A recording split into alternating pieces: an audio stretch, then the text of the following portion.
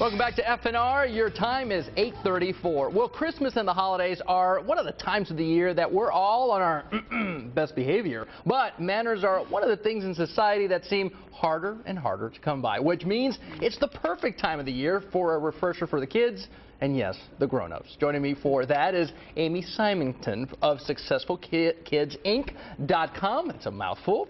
Let's talk about manners during the holidays. And first up, let's talk about gift giving. Because you say you might want to think about, limiting your budget. Right. Well, a lot of people have a limited budget this year, but yet they still have a large family. So they're choosing to do things a little differently this year, like just buying gifts for the kids or selecting names from a hat and just buying one or two nice gifts. Now, this is fine to do, but what I would suggest is do not spring this on your family a couple days before the holidays. Right, exactly. What about for coworkers? Because here at FNR, we're doing a Secret Santa. So what do you do with employees if you do want, coworkers, if you want to exchange gifts? That's hard because, some companies even have policies against gift giving. So find out about that.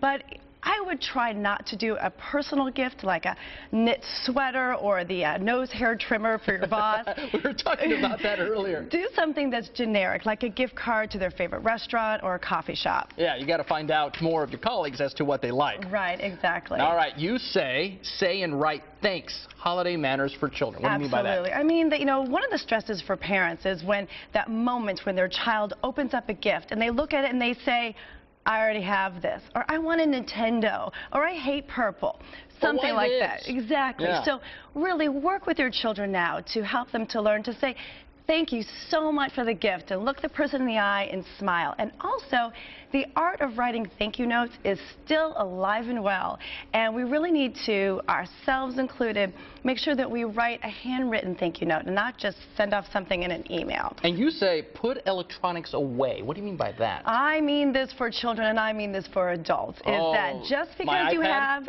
Absolutely. Just because you have a cell phone does not mean you have to answer it when it rings. Just because you get a text doesn't mean you have to, read it right away. Is that when you go to a holiday meal, to a holiday gathering, is put your electronics away, turn it on vibrate, and just enjoy the people that you're with. Yeah, you know who tells me that a lot? My mom, when I'm with her. She's you were talking about the meal. You also say help out. Yes, kids can really help out during this time, and we have a lot to do with buying the gifts and doing all of the things that we do over the holidays.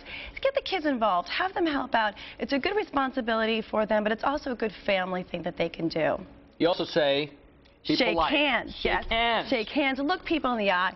One of the times that parents get a little bit worried about their children is that over the holidays, when the kids are meeting a lot of people for the first time, lots of cousins some of your uncles. Yes, or your business colleagues, is to train your children now to practice to have them shake hands, look people in the eye, say hello, my name is, it's nice to meet you.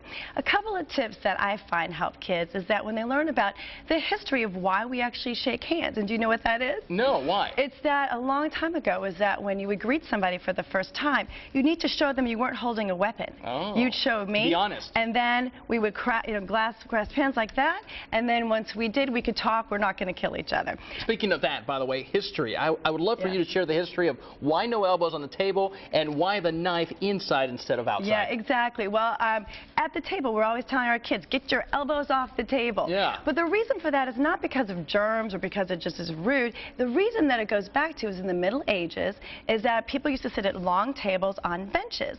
And if you put your elbows on the table, you were taking up too much room. You're saying, I'm more important than you are.